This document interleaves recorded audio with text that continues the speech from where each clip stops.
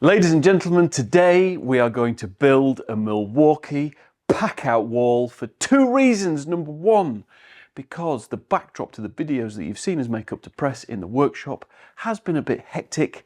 And number two, to try and help Mark, the cameraman, the editor, the sound guy, just to try and make his life a bit easier. The wall in question is the one behind me.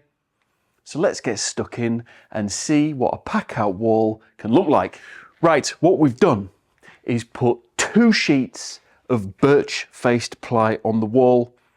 The reason being, I had some birch-faced ply, I've had it for years, I just didn't know what I was going to use it for, and now I do. Each sheet is 15mm thick, we've doubled it up to give us 30mm. Behind those sheets of ply is lots and lots of wires. I put them there, I have slept since then, I have no idea where they are. So when we mount the mounting plates on, I don't want to hit any wires, and now we're not going to, because we've got ply to fix to. The first job is to decide where the mounting plates are going to go, paying attention to this socket, which we do need and want access to. The bench is the same size as the piece of ply, so we're going to lay our mounting plates out on the bench and make sure we get everything in just the right spot, because I only want to do this once. Right, I've drawn on the bench the position of the socket.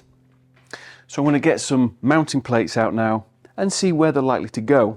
There's one or two things that we're considering. We want to maximize space, store as much stuff as we can.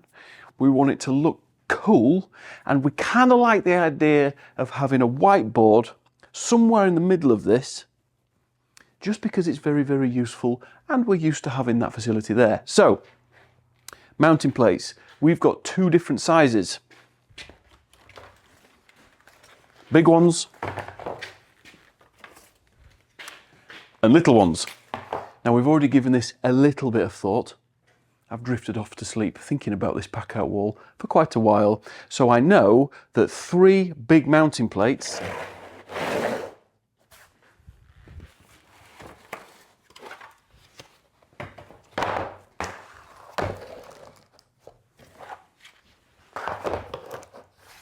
fit very nicely across the top of our 8x4 plywood sheet. I also know that 2 of these smaller ones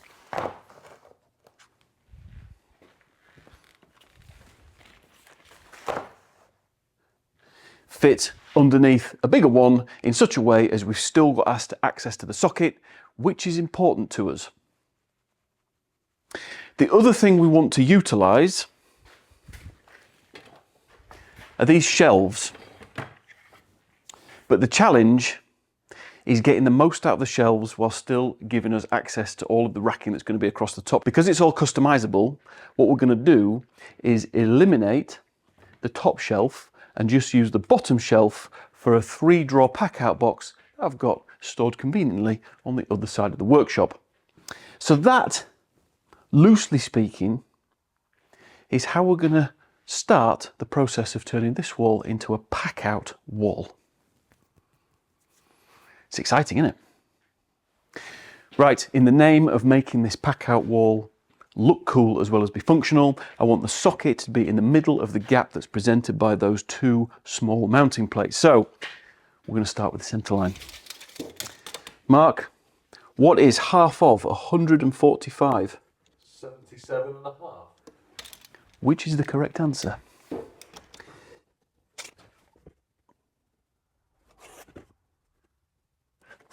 And I don't like things being pushed to the absolute extremes.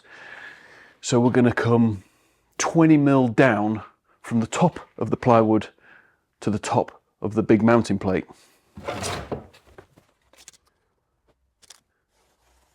About there. Right. Does this mean we can get the first mounting plate on now? Yes. Excellent.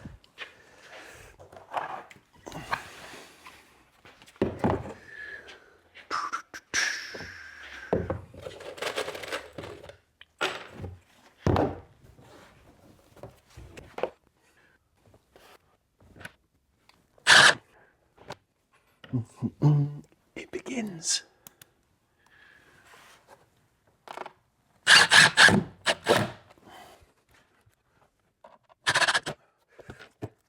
We're using screws that are long enough to go all the way through the plywood, but not into the T&G, just to make sure we're not going to hurt any wires, like I said earlier.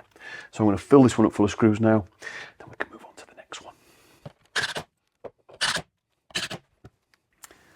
Let's put the small ones on now.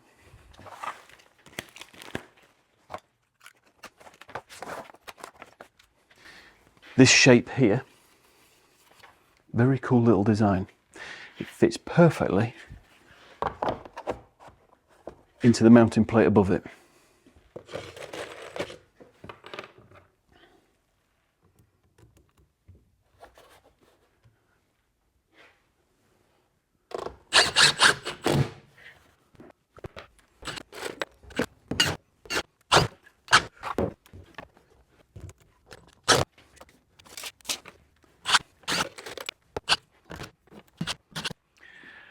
Very neat, right.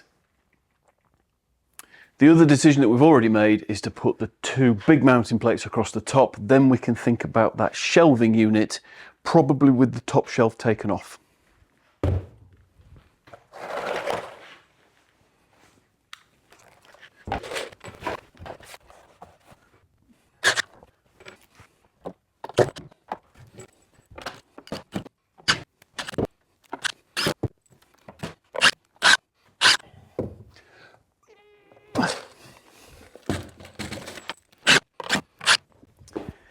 Last big one. Looks cool already.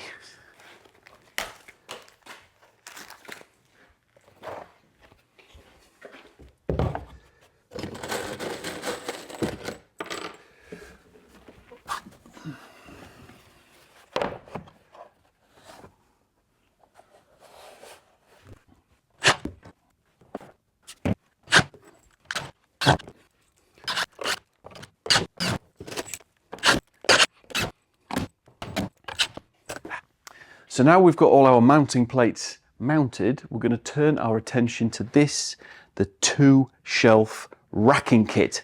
Now, currently it's 2 shelves. We only want to use one, the bottom one, because I want to use it to hang these drawers on that wall over on the left-hand side. So we're going to screw that up now, and I'm going to draft in the services of Mark, who's really looking forward to getting in front of the camera. Let's get this screwed up. What we're doing is mounting it in such a way as all the pack-out cleats line up, which I think is about there. And we're going to separate them out slightly, just in case in the future we do want to put this top shelf back on.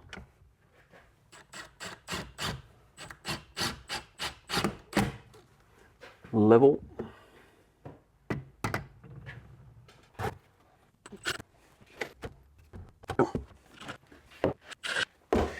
So we chose to leave the top shelf on just because that was helping us keep the rails that the shelves are mounted to nice and parallel. We thought that was the easiest way. The top shelf comes off.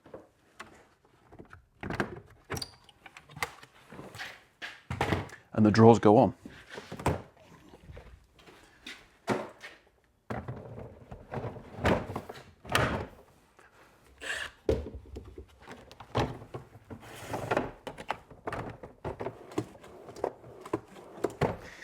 Right, I'm going to fill it up with screws. Then we can think about what kind of systems and what kind of storage and what we want to see on there, and think about how that's going to get laid out and put that on. So Mark and I have just decided to make a slight tweak. Mark realised that another small mounting plate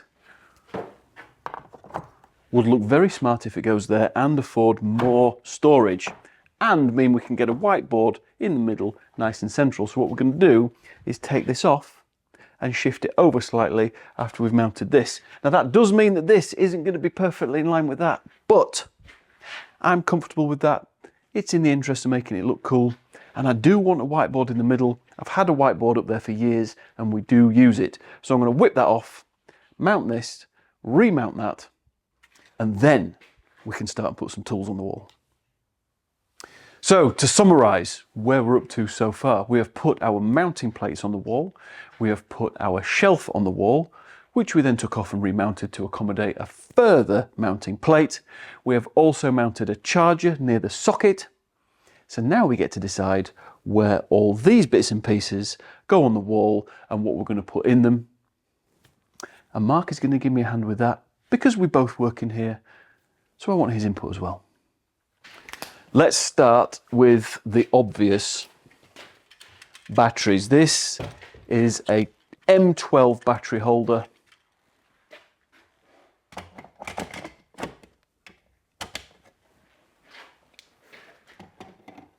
Look at that, this is the exciting bit. So it would make sense to put the M18 battery holder next to that.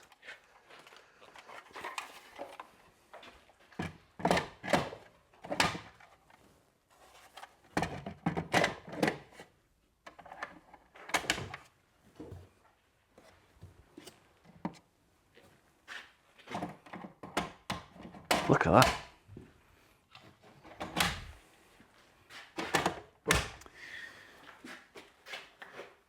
What do you think next? This one. Ah, for the drill.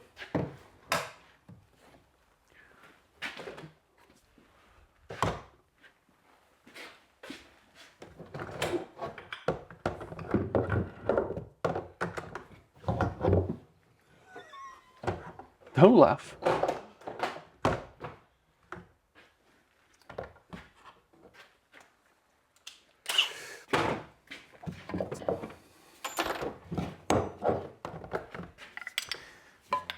These things are important to me. This is a titanium framing hammer that was bought for me as a gift by my sister. It's a very special thing. And this, Mark knows about this, this is a vintage weight forward S-wing framing hammer that was bought by, Mark bought me this, how long ago? Oh, 15 years ago. A long time ago. It's knocked a lot of nails in. I'm very, very fond of them and I want them on display, but also ready to use. And this is the comedy size chisel. It's actually a wood slick, but I kind of want this on display as well. 3 hand tools that I'm very fond of. Help me out, Mark. Where do you reckon?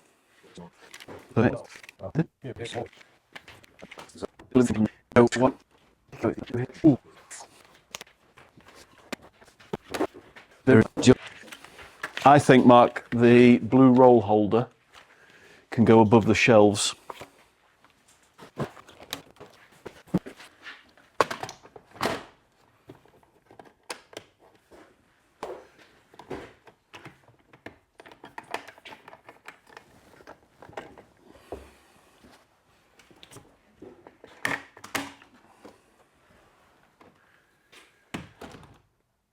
Is that a thing? I kind of like it hanging down, I'll be honest. Yeah. I do.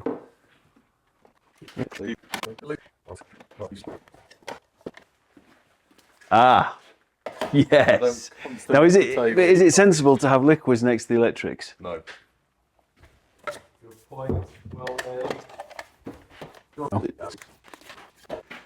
Magnetic trays. I think they'd be handy. Ah, yes, good idea. Oh, there. So on top of the pack out drawers is more pack out. Yeah. And a lot of these trays, the magnetic ones and the small ones, fit into the top of the pack out drawers, which is very handy.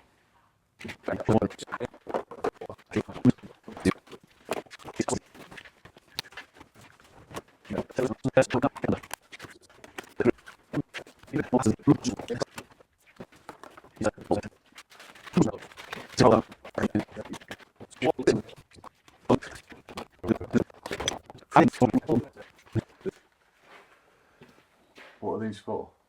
Inside, yeah, just like looking. Because you got excited. Yeah. I've been overruled, apparently. It's like that's still going to hang down, there, isn't it?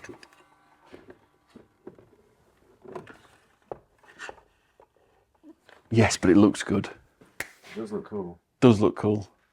The rear handle saw is one of my favourite M18 tools that we've got. been using rear handle saws a long time, and they are absolutely game changing. If you've never used a rear handle saw, go and have a go with one. I promise, you'll wonder what life was like before rear handle saws. If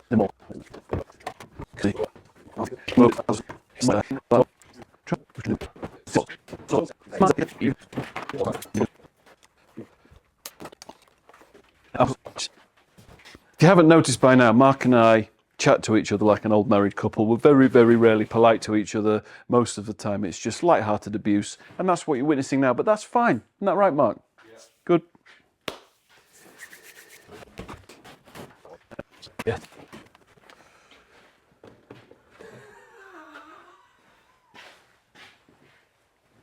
So hold on. So the whiteboard's going to be here, and he's just going to. Yeah, just write small. It's fine.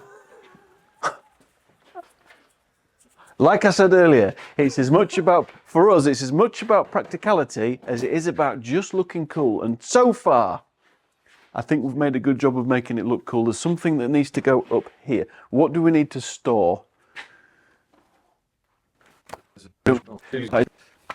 Yeah. No.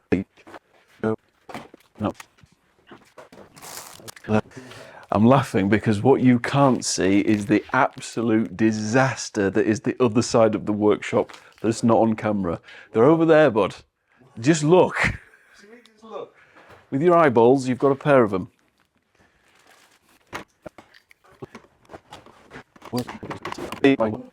I'm going to get a snippet of this.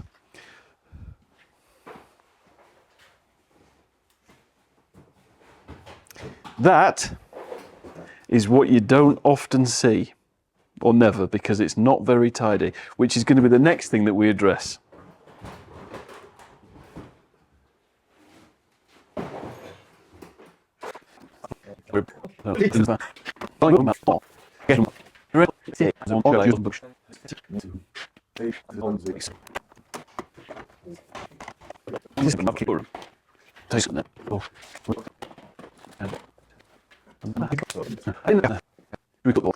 So Mark and I have spent quite some time reorganizing, rejigging, shuffling and fine-tuning our pack-out wall. There's so many components and there's so many options. You've really got to just take your time and think, how do we want to move? What do we want to store? And what does good look like for our setup? So this is a little rundown of what we've found and what we've achieved and how we've set it up.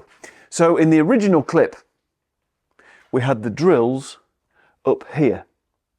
But we thought, well, that's not convenience perfection. Let's have the drills at arm height and have the batteries slightly higher, M18 batteries and M12. Next to the charger, which works very, very well. I'm glad that when I built the workshop, I put a socket just there. Hammer hook. This is quite a special thing. This is a vintage S-wing weight forward hammer, and it was gifted to me by none other than Mark, who's been helping me build the pack-out wall, who often stands behind the camera. I just wanted to have this on display. It's retired to workshop use only. It doesn't get used on site, but it's one of those hand tools, and I'm sure you've got some as well, that I am really, really fond of and extremely attached to. So that goes on permanent display. Then we've got a bit of a PPE area going on here. We've got glasses, gloves and dust masks all next to each other to remind us to put them on. Tape measures, they seemed appropriate to go there at hand height. Just grab one, use it, do your measuring, hang it back up. This little rack here, that's for snipping type implements. We've got some scissors, side cutters, mold grips and some tin snips. They're occasional use items, so I'm happy for those to be kind of above head height. They're still convenient. And below is a magnetic tray. I've learned that you can never have too many of these PZ2 screwdriver bits knocking around.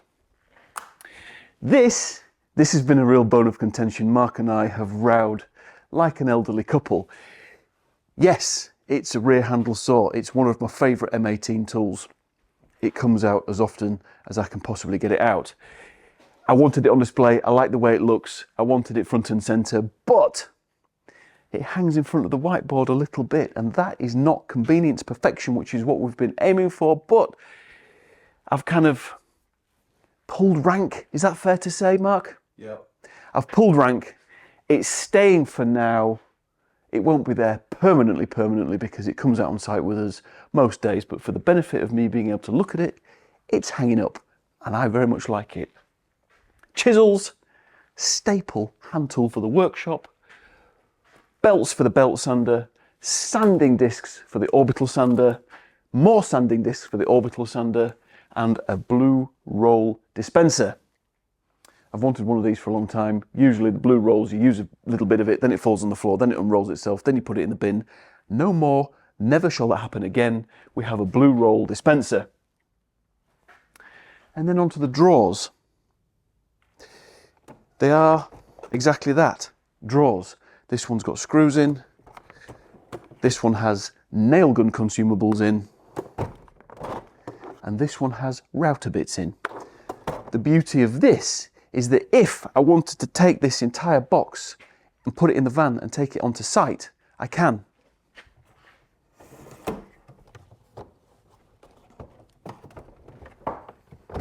Because the whole thing just unclips.